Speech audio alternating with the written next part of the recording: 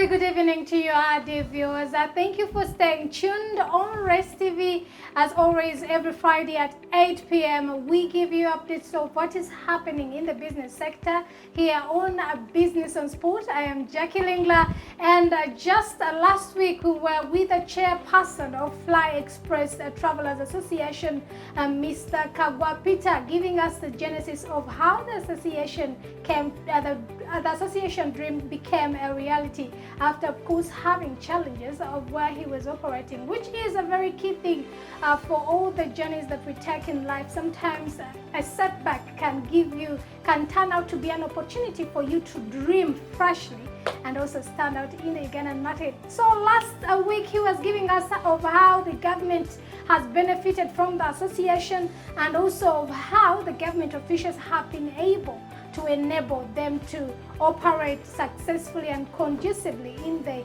Ugandan market. You're very welcome, sir, on Business and Sport.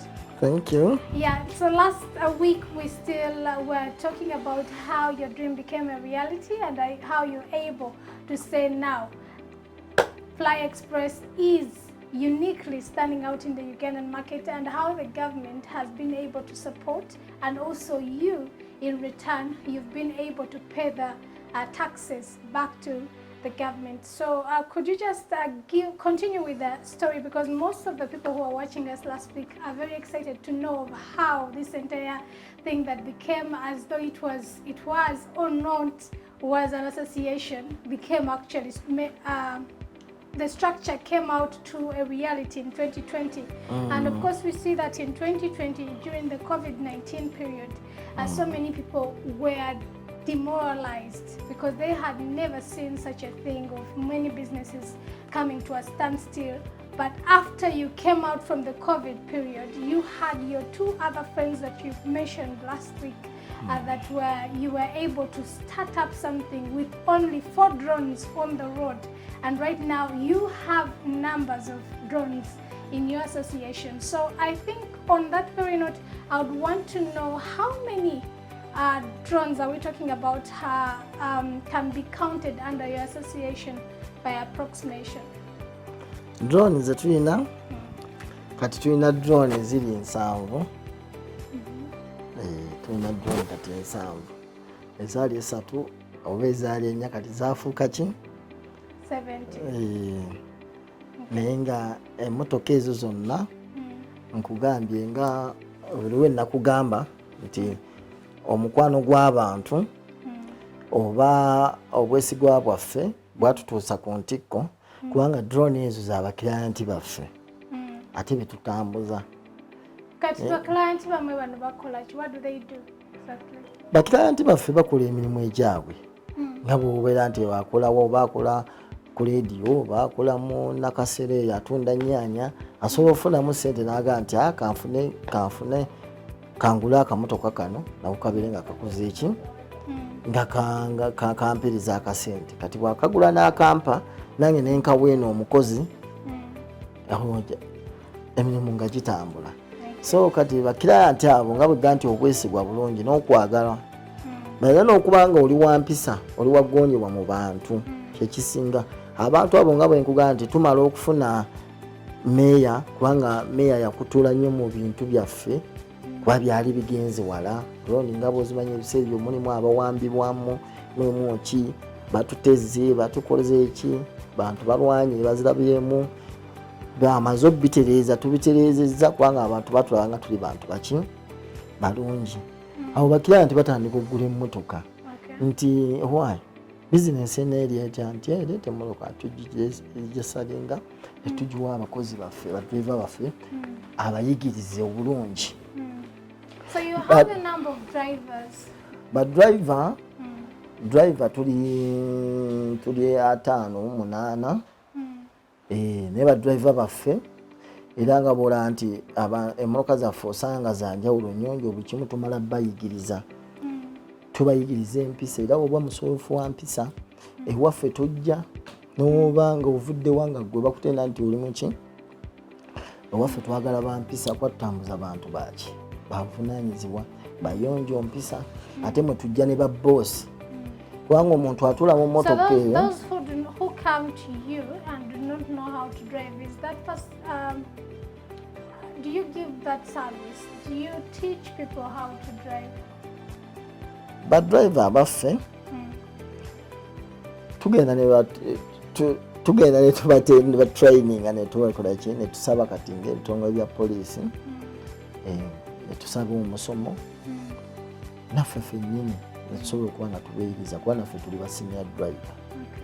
Mmotoka tuzivuza emyaka esukka mu 2 mu 15 ate twaziyigizibwa tusobola obayiriza nti kino kibi kino mukikole bwe muti kubanga emmotoka eyo yo givuga ng'eyo gwe mulimu gwo ye maama oyo taatawo bw'aba alina empisa nziza asobola okuyiga nekyetumuyigiriza nti emmotoka oba okuba libansikola bwoti toyisa mmotoka tolya kataka tambulira mu mbeera ennungi.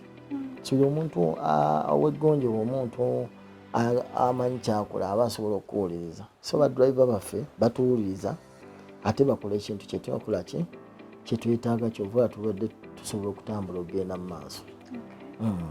So before COVID-19, you said you had a very prominent person in your life that taught you how to save so that you bought your first drone. Roughly, how much was your first drone?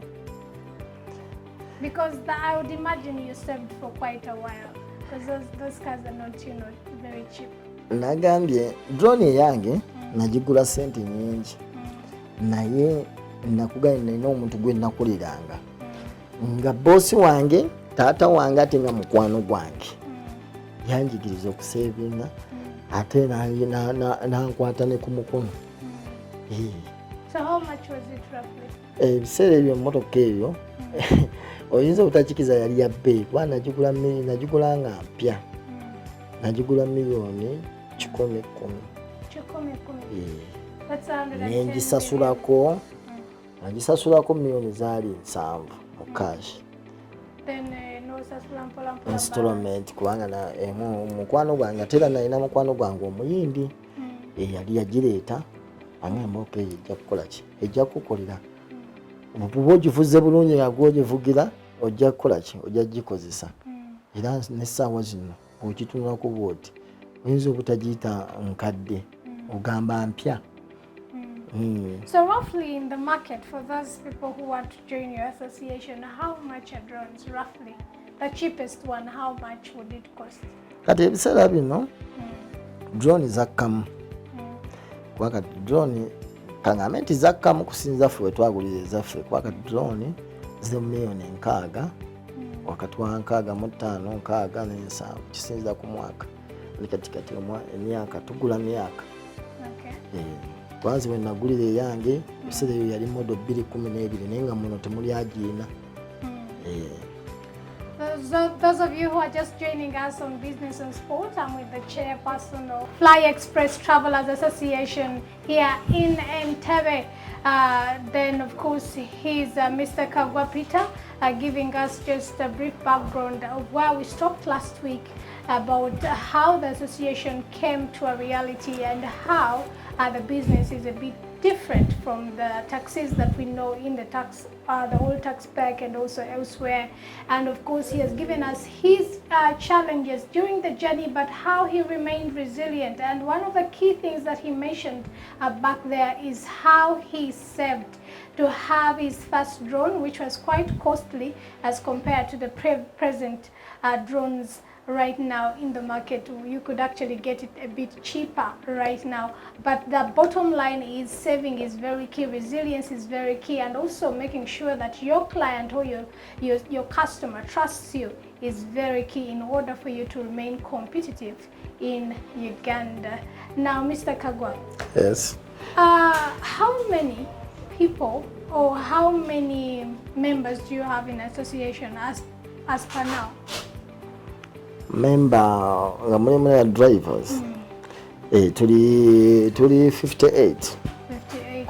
And then how big is your fleet of drones? How many drones do you have access to?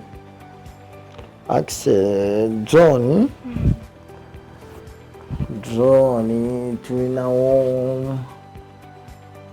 tulinawo ndowooza nga nga 10. Okay. So if I'm to ask a very key question, where do you see yourselves 5 years from now?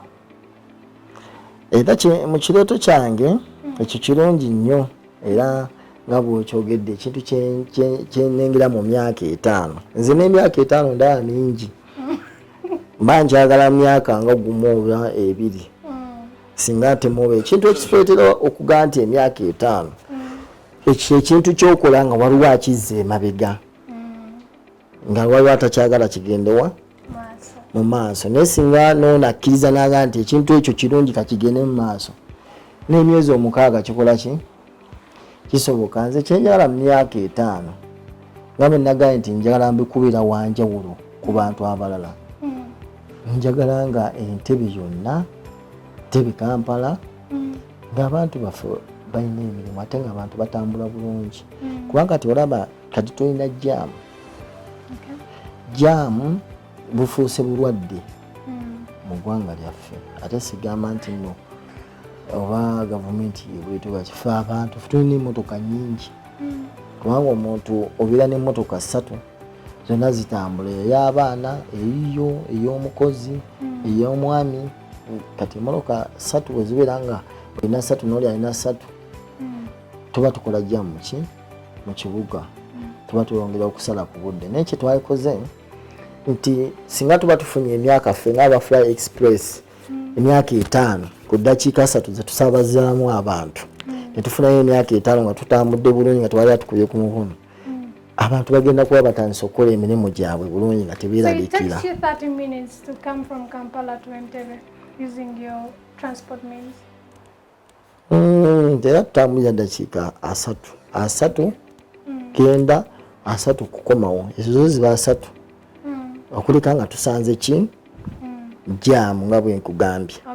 Ate nga tetudduse emisinde nti tuvuze 120 oba 140 oba 200 nga tutambudde mu sipiidi kubanga ekituleetera okubeera ab'enjawulo nti bwe tutikka omuntu wano ku paaka yaffe avaawo asasudde ekyo ndowooza naawe okimanyi okuleka w'olinnye ennyonyi oba train ekyo oba olinyidde wali mu Kampala yonna oba mu Uganda kisooka wano mpozi ne bbaasi bw'otuuka Entebbe otuuka ku paaka yaffe osooka kusasula ne bakuteekako sanitizer ne bakukebera n'olinnya emmotoka ogivaamu okola ki siino byagenda nti pipipi maama ogenda kudda rivansi kola ki ebyo byo twabiggalawo kyova bankugambye nti twerekereza okuba nga tuyamba omuntu owa wansi ne boosi waffe ne gavumenti n'okuwonya abantu bwe bagoba abantu abasinga mwalabanga nga basula mu ziroogi bwanyuka ssaawa 6 ogw'ekiro alina okudda ssaawa 11 agamba ati we naatuukira Entebbe jaamu waawali jasanga okutuuka ssaawa 8 naye kaakati ava mu ofiisi ssaawa 5 n'ekitundu aba ali waka okitegeera kati embeera gye tukola ate nga si mu mubi nti tuyita waggulu bw'oba tutomedde bantu balina edda tukola ekiringa kye tukola okukola. Okay, on that very note, I would want to know how available are your cares, or in what time frames do you operate? For example, you can reach the old tax park in particular hours, and there are no taxis on some stages. So your stages, how are your time frames?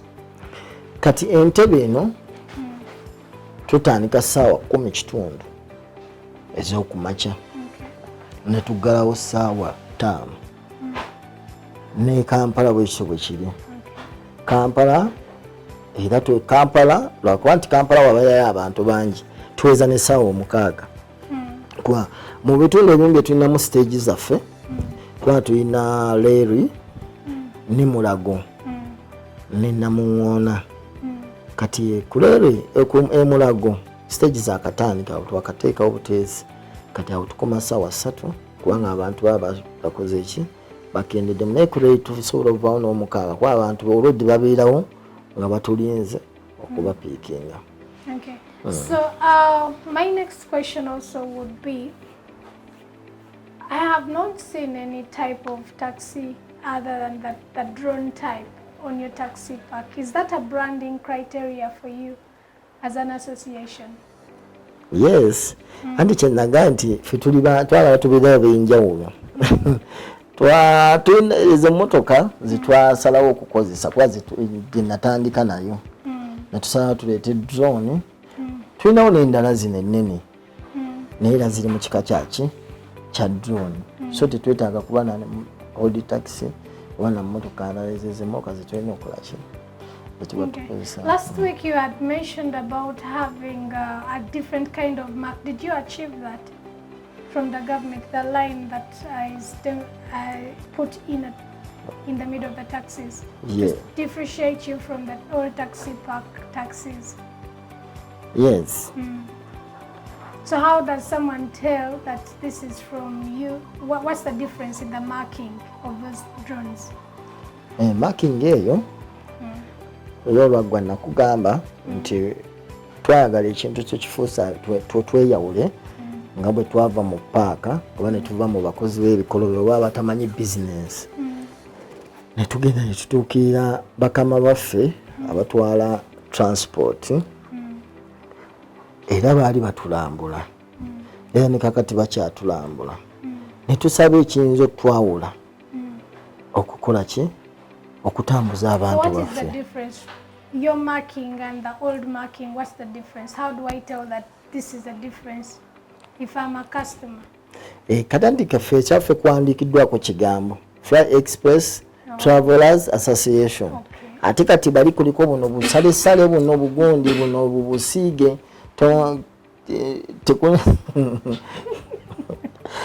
so ekyo kyekikyabuyibwa nti eyaffe kuliko Fly Express Travelers Association n'ennamba zaffe ne buli kimu kati bw'oba obuliddwa bintu bw'oba okoze eki ate tulina ne uniform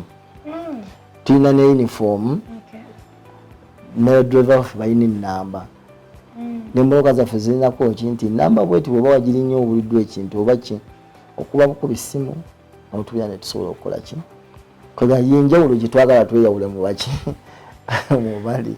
As Uganda is moving towards development, of course, when they were reading the budget of 1st July, this new financial year, they were saying that the economy has remained resilient, but of course it's the businesses that in the country that have been able to make us stay at that steady state, as the Minister of Finance, Matia Kasaija, mentioned. So now we have had just the chairperson of Fly Express Travelers Association in Entebbe giving us a brief background of how the association became a reality. But of course, he's putting a hint on why branding is very key. Remaining unique in a competitive environment is very key, and also making sure that the service that you deliver to your customers is really, really satisfying to make sure that you stay resilient over the years. So I'm now interested in the people who are watching us right now who would want to join. Last week I asked you, but we did not get enough time to go through those requirements that would qualify someone to be under your association. What are the requirements needed in case I have my money on the bank account and I want to join Fly Express Travelers Association? What is needed?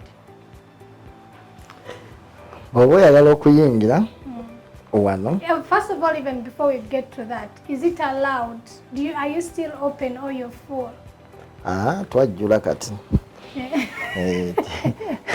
Twajjula kuba tetwagala nnyo bintu by'abantu bangi nga tetujja even for the new outlets, like the one you said in Kamocha. Tubadde tukyetegeka kati bwe tuli nti tubadde twajjula naye kati engeri gye tutandise okuteekawo kubanga baatukwasa express bwe baali batuwa ekikuubo ekyo baatukwasa express nga gye tulina okuoperatingako kati tulina okukolera abantu abava bwayise abava eggulu nga balinaawo kaleebe kudda bweyogerere kati tusoose ne tuggalawo okuyingiza abantu naye stage ezo tukyazikola tukyazigezesa bwe tuba tufunye nga tufunye ebifo ebirungi tujja kwongera tuggulewo tuyingize abantu aba training obulungi tusooka ba training abanasobola okutambuza abantu nga bwe beetaaga abantu abalowooza kubanga abantu aba atambula abalowooza office omuntu aba atambula aba alowooza omulimu gwe kati nange akuvuga mba ndowooza gwe otuuse bulungi nina okuvuga obulungi kyova tetwagalamu bakondakita tetulinamu fedaffe tetukozesa bakondakita kuba kondakita ajja kuwugganira abantu oba abanyigiriza abantu nedda ffe twagala nga driver buli kimu ekyaffe tukikolera wano osasulira wano tukuvuga ne tukutuusawo okoze eki ng'oli omaze okulowooza gyokola ki gyogenda so bwe tunaba tutandisa okugulawo tutema empenda nga ne bakama waffe banaaba batukkiriza tuoperating mu bifo bye tunaba tusabye tujja tandika okugulawo tuwa abantu emirimu. So now in case you reach that level of growth of getting other stages apart from the one in town, what are the requirements needed for people who would be interested to join you?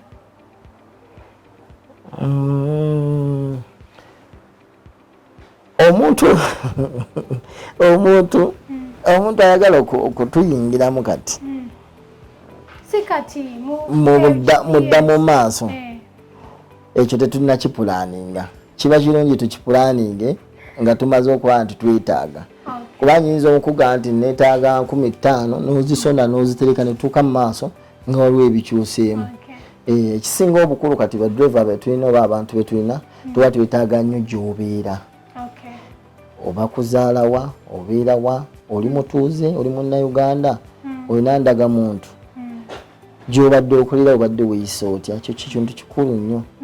So era tuba tukolera fayiro wano tubeera ne fayiro yo wano mu ofiisi gundi ne gundi bwati ne bwati era ne bwe tuba tukukwasa emmotoka bakama waffe gye batuwadde mukama waffe atuwadde emmotoka tumuleeta tumulaga driver tumulaga ebimukwatako abangati. What are some of the key challenges you've faced over the years as an association? Challenge nyingi nnyo. Challenge zo zibaamu tosisinkanye ebizibu bingi naye nkugambye olw'ekisa kya Mukama n'okweyisa obulungi mu bantu challenge togenda tozibuuka naye nga era tezinnaggwayo. What would you want the government to put in place in order for you to operate conducively in the Ugandan market? Or what policies would you want the government to change in order to create a conducive environment for your operation in Uganda? Government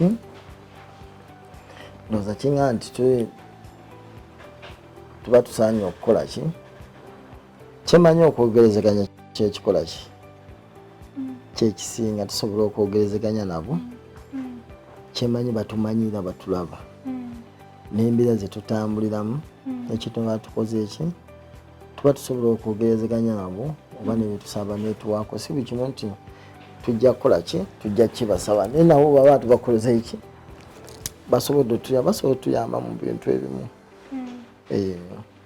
So what are some of the things you'd want to say out as closing remarks to the people who are watching, for young people who still have a dream, who want to also one day own an association or begin a business or maybe begin a border stage somewhere where he's the chairman?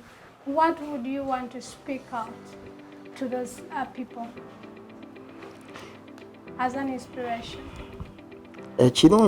Ekirungi kyagalibwa n'okukola ekintu nga kirongoofu nakyo kikola ki omuntu yenna ayagala ekirungi oba okukola ekintu ekirungi aba alina okusooka n'agumiikiriza oba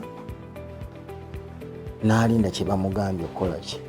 Bwe tugamba nti tugaddewo era nkugambye bwe tuba tufunye bwe tuba tumanya nti oyo ava mu bodaboda nga mulungi tuba tujja kukola ki ate ekiriwo nti tuba tetukyasobola kuzza muntu bw'oyingiza abantu nga oyagala abantu omanya association zakuyamba. I'm saying for people who would want to begin a business, if I've been watching your story, what would you want to advise me as an individual? Okay. Anti era kyeŋŋambye nti omuntu yenna abire mu gumiikiriza. Kati abakolera mu bodaboda erimu ssente. Era bodaboda ensuubira y'amaanyi kubanga okuva wano oyinza okuva wano n'okutuuka wali ne bakusaba 1000 oba 2,000 ate ng'enywa amafuta matini. So balina okuba nga beesigwa ate nga bagumiikiriza n'okuteeka amazima mu mulimu gwe bakola. Nti bw'oba ogambye omuntu nti ssaawa 2 zibeere nga weeziri. Bw'oba ogambye nti pikipiki yoba olina okubeera ng'oli muyonjo nga gwe lunaku okyusa abantu bakusanye ng'ekidduka kyo kiki. Okuvuga okuyita ku bitaala ebyo oba okumaguka kukuba abantu ebigosoka betraining. Suubira nti ekintu kyonna bw'okiteekako obwongo nti omuntu ono gw'otwala alina obuvunaanyizibwa nange nina obuvunaanyizibwa ojja kukola bizinesi ekoleki ekunyumire kwa tosooka kumanya nnyo nti bw'otikka bodaboda n'ezimba bweti sente z'ogenda okufuna olwo zigenda kumala era ogenda kukomawo oyagala okukola ki.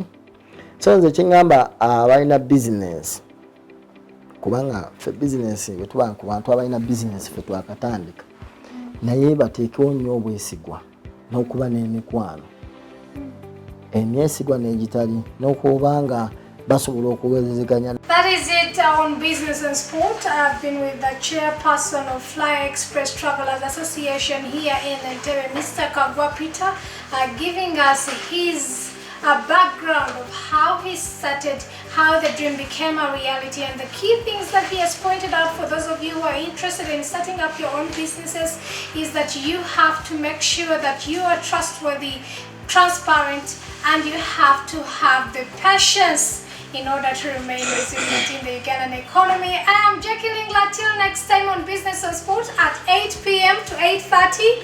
A very good evening.